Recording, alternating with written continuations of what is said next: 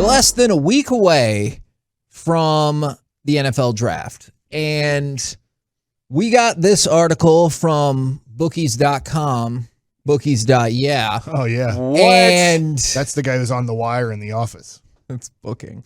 What, you mean Is Idris Elba? the all-time NFL draft busts by team calculated by their scoring system.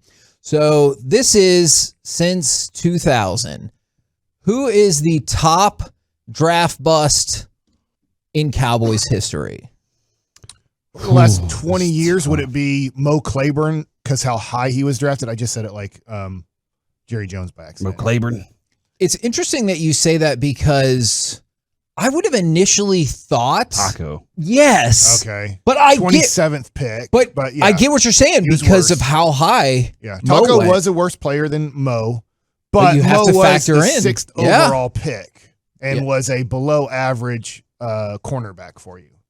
Yeah, he was better for the Jets than he was for you. He was better for other teams. He was better in 1 year for himself for the Cowboys. And then it was never it never lived up to we were expecting Dion Sanders. Like that was and that's what we got was He's rated the best defensive player on the board by Yeah. the Cowboys and other teams. Yeah, and at that high of a pick, you were expecting shut down one side of the field. Injuries were a big problem for him, staying healthy, staying on the field. Even, there was the moment with Jason Garrett that he was like, hold on, what am I here? And he had that conflict. Quit, right? Yeah. You went home because they said you're not the starter anymore at practice. And he said, well, then I don't want to practice. So I could totally see because of how high he was picked and the fact that they used picks to go up and get him. Yeah. That would be the biggest bust there. I can name about 4 other ones off aside from him, but I could totally understand that. I would say Taco first because you had Watt right there to get. Jay Money 4 brings up Bobby Carpenter. Would those Bobby be Carpenter's 3 one of guys those, yeah. in the last? Those feel like maybe the 3 primary candidates as well. And I will tell you, it is one of those 3. Okay. Hold on, how far back is Felix Jones too far out? No, that's in the window. It's the history. Okay, so yeah, Felix Jones and LaFleur. I would say out of all those, LaFleur is Too far. LaFleur is too far. He said it was the history. No, it's since 2000. Okay. So since That was 2000. Yeah, I would say Felix 97. Jones, So LaFleur is too far. Felix Jones, Taco, Bobby, and Mo. If you're looking for a lot of LaFleur rookie cards, you can DM me. Okay. Will you just give them to them? Yeah, you know what? I will. I thought they maybe I did that with Mike White. Yes, I know. And he had I, a great game, and I was like, crap, I might have been able to sell that card. I thought maybe you might. Now, it is Mo that is listed as the biggest draft bust for the Dallas Cowboys since 2000. But to go along with this, really going to have to pick y'all's brain here. Who is the biggest draft bust across the entire NFL since 2000? Because the person I thought was a slam dunk is second. Purple Drank. He is third biggest draft bust since 2000. Jamarcus Jamarcus But Russell. the arm was so big. That's Yeah, he could do a lot from his knees.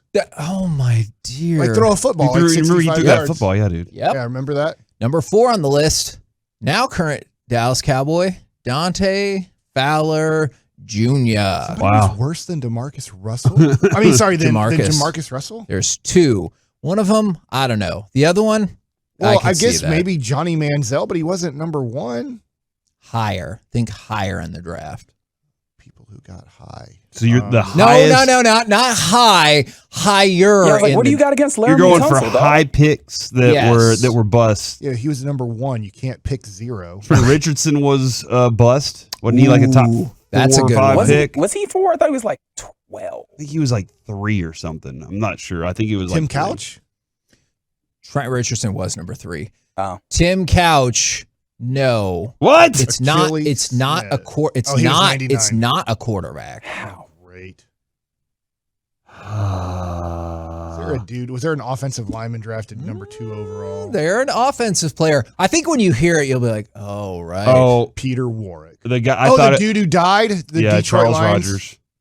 Charles Rogers. I thought it was going to be the Joey and Charlie show for years in Detroit. The Lions picked Charles Rogers, 1 pick ahead of Andre Johnson. He broke his clavicle 5 games into his rookie season. Ouch. And then again on the 3rd play of the next season And then the next season, he was suspended for substance abuse issues, and then he got released. Dude. So essentially, he played like 5 games, and he was the number 2 pick. There's no way I wouldn't have drafted him in where he awesome. was coming out of college. Like at Michigan State, he was an absolute stud. Was his quarterback Smoker too? I just remember I don't remember. every game I watched at Michigan State, I was like, Charles Rogers he's going to be the truth forever. I disagree that he is a bigger bust than Jamarcus Russell, but I see where they're both top 5. Mm-hmm. Yeah, like I understand. I think if you take a quarterback number 1 overall and the guy can't play one productive snap for you, I feel like that's a bigger bust. But I said, agree. that's the guy I thought was going to be number 1, but he was so not. we're missing one other guy in the top 3? Or Yeah, Joey Harrington was drafted. What number was he drafted I overall? think he was 3rd. He was 3rd pick, and so they say that he was less of a bust than Charles Rogers. I think so, because like here's the thing that you have to compare when it comes up to those things. At least Jamarcus Russell is like, okay, he was not good, but he played. You know, like he played for at least like about 2 seasons. I think he played like part of another season. Charles Rogers played 5 games and then he was out. Now the other one, and I see people are making some guesses. So Tony Mandrich is too far. It has to be since 2000. Mario Williams, I definitely disagree with that. Like he had a solid career. He maybe didn't live up to the pick itself, but he was solid. Agreed. But so many from that vaunted draft did not live up to that hype. He wasn't drafted high enough, but Matt Leinart was a bust. Yeah, I could see that. This person was even higher. I don't think we would have gotten it. It's kind of obscure. Dion Jordan. So he was the guy, he was the number 3 pick for the Dolphins. They traded up, and then after his rookie season, he got suspended 3 different times for substance abuse and didn't play again for 3 years. So they're like, that person gave you almost nothing. But I'm with you on the Leinart bust factor. But yeah, those are the top 2. They got Charles Rogers, which I see more than Dion Jordan. And then Jamarcus Russell is after that. And then Dante Fowler. And then Josh Rosen.